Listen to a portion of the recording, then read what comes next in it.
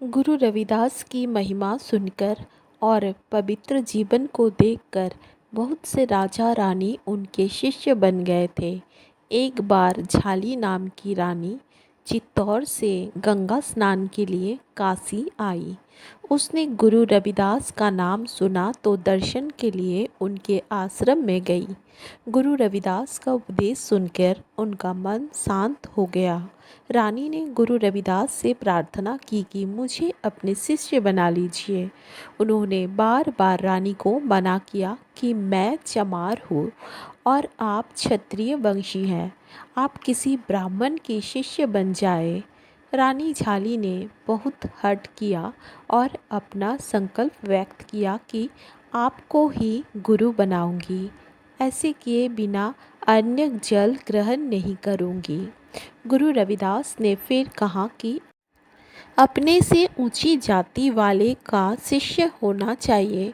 तब झाली ने प्रार्थना की कि गुरु बनाने में जाति का कोई नियम नहीं है, केवल ब्रह्मज्ञानी गुरु का होना नियम है। जैसे सुखदेव स्वामी ने ब्राह्मण और सन्यासी होने पर भी क्षत्रिय और गृहस्थ राजा जनक को गुरु बनाया। झाली रानी को योग्य समझकर गुरु रविदास ने उसे अपनी शिष्या बना लिया। कुछ दिनों के बाद गुरु से आज्ञा लेकर रानी चित्तौड़ लौट गई और अपने पति को सारा हाल सुनाया। रानी झाली के पति के मन में भी गुरु रविदास के प्रति श्रद्धा उत्पन्न हुई। रानी ने पति से अनुरोध किया कि वे गुरु रविदास को राजमहल में आमंत्रित कर सत्संग करवाए। राणा कुंभा ने रानी की बात मानी और वजीरों को गुरु रविदास को बुलाने के लिए भेज दिया। गुरु रविदास को सम्मान सहित चित्तौड़ में बुलाया गया। चित्तौड़ में गुरु रविदास का प्रभावशाली सत्संग हुआ और सभी को भक्ति की प्रेरणा मिली। रानी ने इस अवसर पर भंडारा किया। दूर दूर से ब्राह्मण समाज को आमंत्रित किया गया।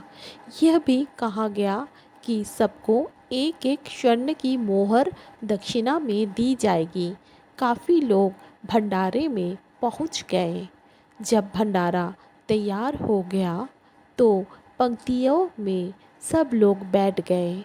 उस समय जाति अभिमानी ब्राह्मणों ने सबको उस्काया कि चमार के चेले राजा रानी का भोजन मत ग्रहण करो। पंक्तियों में से सभी ब्राह्मण उठकर खड़े हो गए। सबने कहा कि हम चमार के साथ भोजन नहीं करेंगे। राणा कहे, सुना रे भाई, मोरी तो मन इहे सुहाई, करनी हीन सुमधिम सोई, करनी करे सो उत्तम होई। उत्तिम मधिम करनी माहिं, मानव देह कहूँ उत्तिम नाहिं। काम क्रोध लालच नौ द्वारा एठी तन में सबे चमारा। उत्तिम बही जिन्यों यो जीता, ब्राह्मण किने वाल्मीकि कीता। जात पाति का नहीं अधिकारा, राम भजे सो उतरे पारा।